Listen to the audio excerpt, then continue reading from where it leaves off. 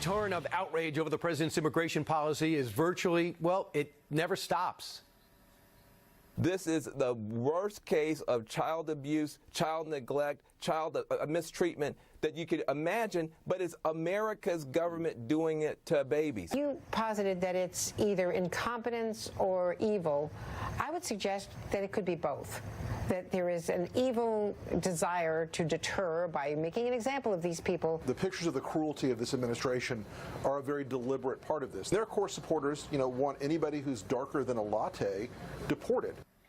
There you go. Although representatives of 140 countries have come through the border over the last 2 years, that according to the acting director of ICE, who just retired. Now, meanwhile, on the left, there's growing agreement that ICE should be abolished. In fact, legislation is actually moving through the House. But is the public on board? A new political poll shows that only 25% of Americans want ICE gone, while 54% say they really want it to stick around. What does John Summers think? After all, he was communication director for the former Majority Leader, Harry Reid. John, where do you stand as somebody that's usually supporting Democratic causes? Abolish ICE, is that the answer? Hey, Brian, thanks for having me on. No, I don't think that that's actually the answer. And as that same Politico story reported, that's not where the majority of the leadership in the Democratic Party is. That's not where the majority of the candidates and other elected officials in the Democratic Party are. I think you have some people who are doing their best to advocate for a position that they believe the majority of voters in their districts actually stand for. But I think the reality is, if you abolish ICE, the Trump administration is just going to pull it together and repackage it as something else, right?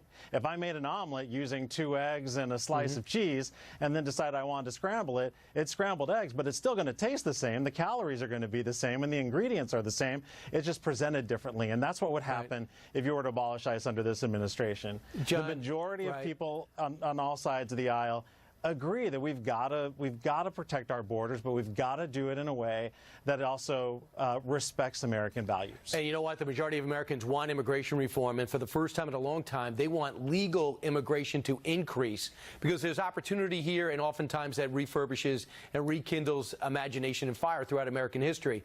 But John, in particular, if you're a leader on the Democratic side and you see a 28-year-old who's got a lot of charisma, socialist, who emerges after defeating Crowley in the primary, and she's saying abolish ICE, and Senator Kamala Harris is saying abolish ICE. She may not be a leader, but she's certainly looked at as a presidential candidate and charismatic.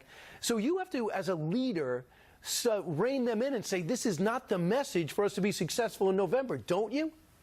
Well, it's the message that they need to tell in their districts if that's what they feel they need to say in order to win, and if that's the position they truly believe in. I think it's great that we've got candidates who are coming out, who are speaking the truth, who are speaking truth to power, and hopefully being honest with the people they want to represent.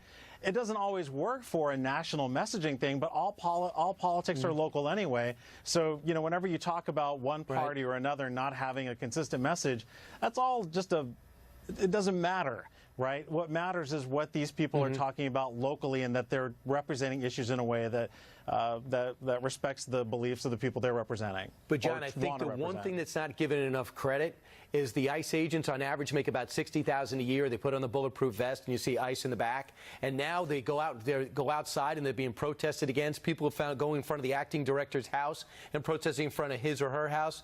Who's ever going to want to do that job? And how unfair is it? They're just enforcing the laws that are on the books. Well, yeah, I think you raise a very good point there, and the fact is that law enforcement should get a lot more respect than they do, and they all deserve a pay raise, frankly. But as it relates to ICE specifically, they're following the orders from the commander-in-chief. These are the policies that are set forward by the President of the United States. He's the one that's forcing them to go out there and do these terrible things, tearing away babies from nursing mothers and that sort of thing. Taking babies from nursing mothers. That absolutely happened, and you know that has happened. You had me up until babies from nursing mothers. John, it's always great to see you. You should run for office because I like your approach. John Summers, thank you. Meanwhile.